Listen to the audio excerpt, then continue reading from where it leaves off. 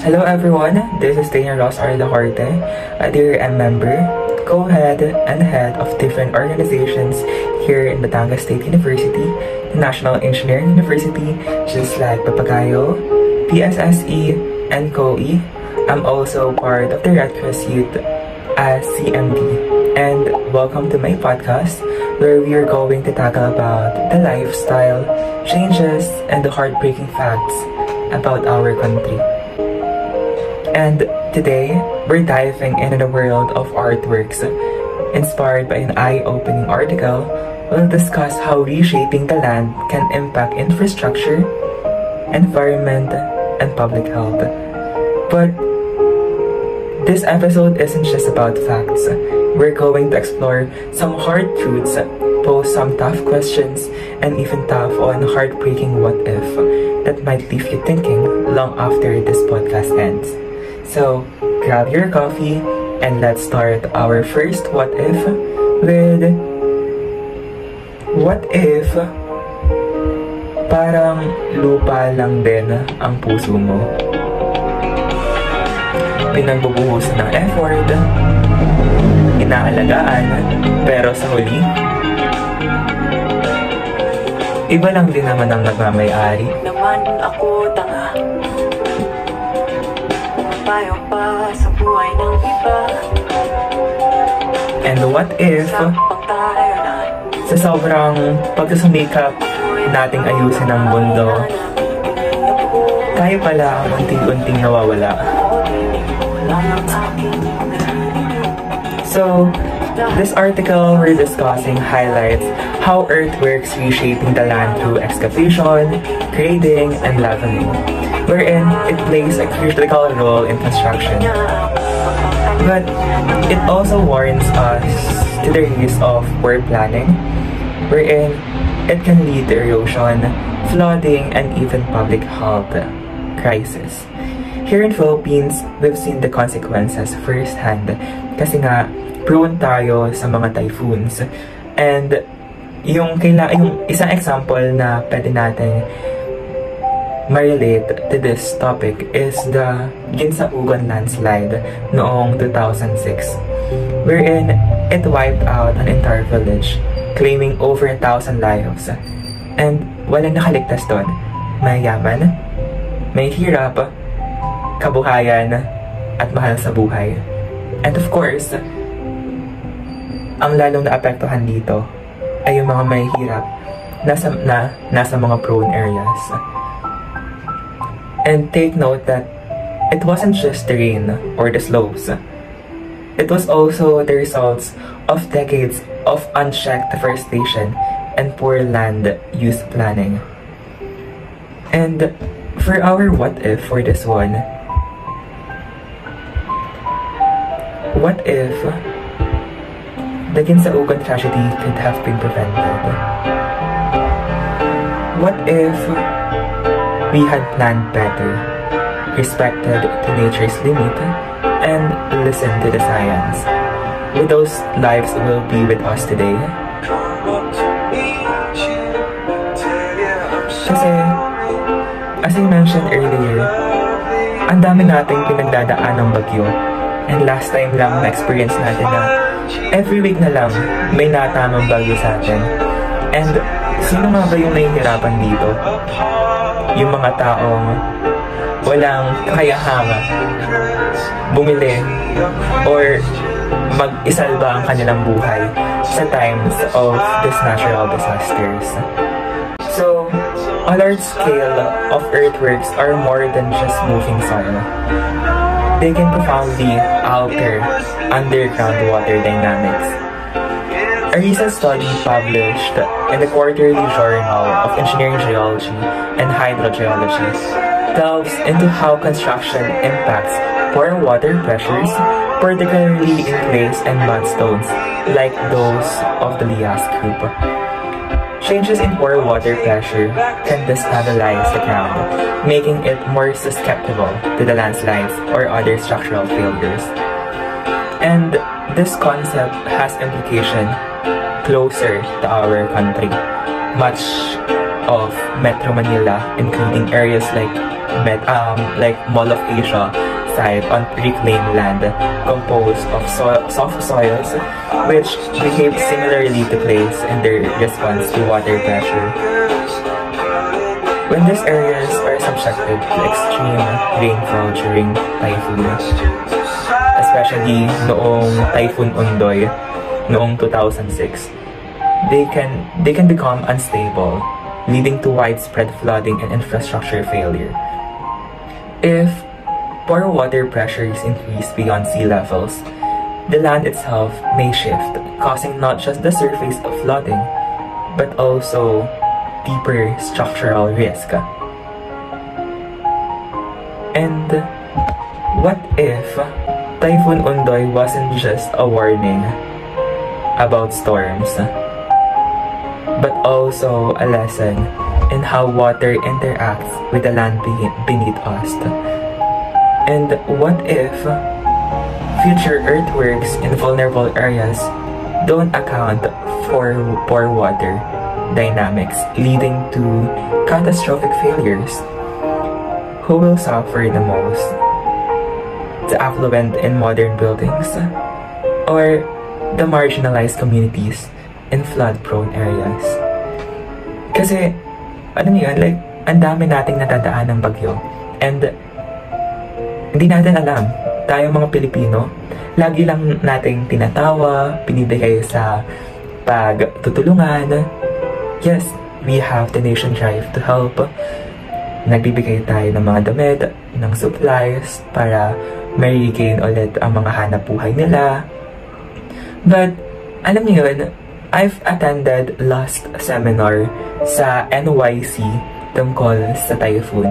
And nabanggit nila, paano nga ba tayo makikipag-approach sa mga nasalanta ng bagyo? Especially for those people na nawalan ng hanap buhay, nawalan ng mahal sa buhay.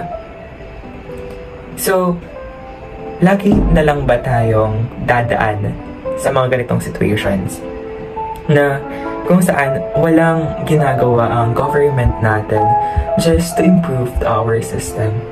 So, how does the science for water pressures relate nga ba sa atin as sanitary engineers? Kasi alam mo, earthworks don't just reshape the landscape. They influence water movement beyond the surface, affecting soil stability, drainage, and ultimately, the public health. And a recent study on earthworks in clays and mudstones of the Layast group demonstrate how altering pore water pressures can lead to instability, increased water retention, or even structural failure.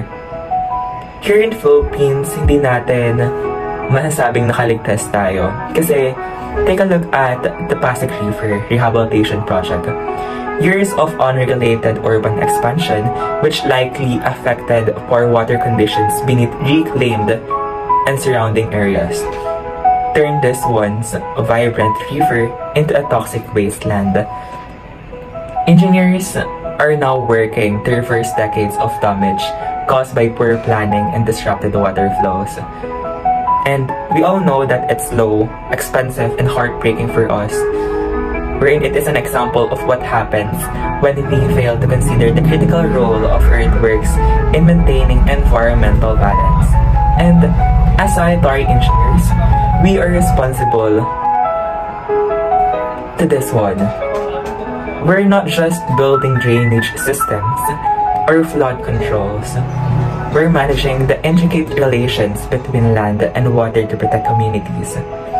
If we ignore how earthworks impact subsurface water dynamics, the consequences are more than financial.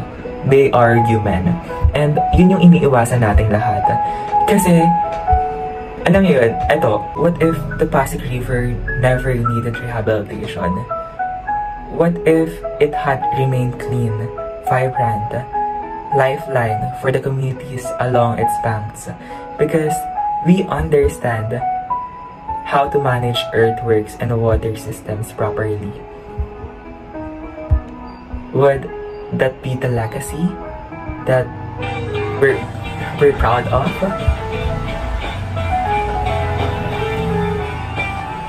Diba? Na hindi tayo gagastos ng ganun kalaki para maayos na ang Pasig River. Our role as sanitary engineers extend far beyond construction.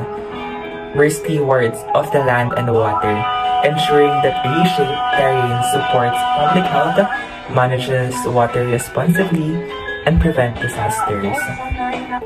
A recent study, katulad ng Lias Group, has a crucial role to these issues, wherein this is directly relevant to our work in flood-prone areas like Malabon and Navotas, where the soil's water retention capacity plays a huge role in effectiveness of drainage systems.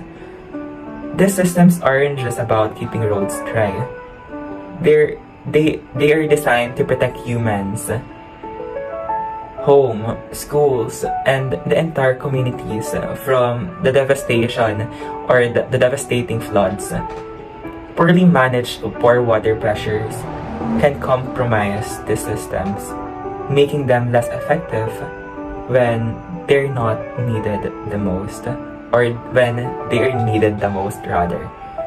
Consider the Angat Dam, Metro Manila's primary water source. Alam naman natin yan. But it is built near a fault line. Kaya naman, it requires a constant monitoring not just for structural integrity, but also for water pressure within this surrounding or within the surrounding soil and rocks. Kasi if we ignore how earthworks influence poor water dynamics, the dam could face increased risk of failure. Our expertise ensure that the land and water interact safely, safeguarding billions of lives. Alam naman natin yan. And what if one day Angat Dam fails?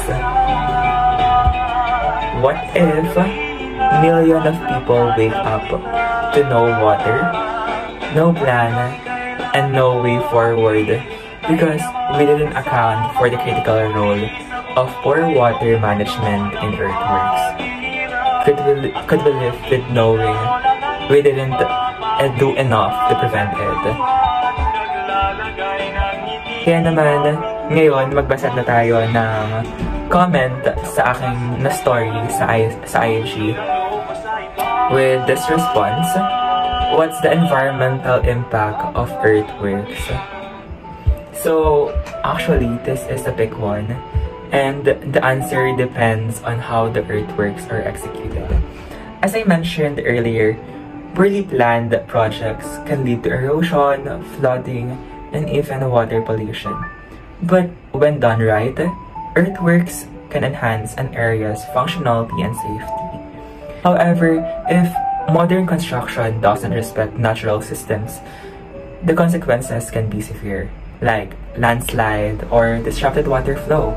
So, as engineers, we have a responsibility to balance development with environmental protection. Hindi lang tayo yung gawa-gawa. Iniisip din natin kung makakatulong ba ito and kung may cons ba ito sa mga karapit na lugar. And I guess that is all for our podcast for today. But before I end this podcast, what if one day the land we once shaped in arrogance fights back in silence? What if the floods we ignored, the rivers we polluted, and the slopes we eroded becomes the silent cries of a planet we failed to protect? And what if, in that moment, it's no longer just about fixing the land, but finding ourselves lost in it? At the end of the day, this isn't just about building structures or reshaping land. It's about shaping futures. Every choice we make today echoes in the lives of tomorrow. Again, this is Taylor Ross Arlacorte, signing off from Grounded, Earthworks and Sanitary Engineering in Action. And always remember, the ground beneath our feet is not just earth. It's our past, our present, and the foundation of our future. Let's try it wisely, and until next time. tadhana.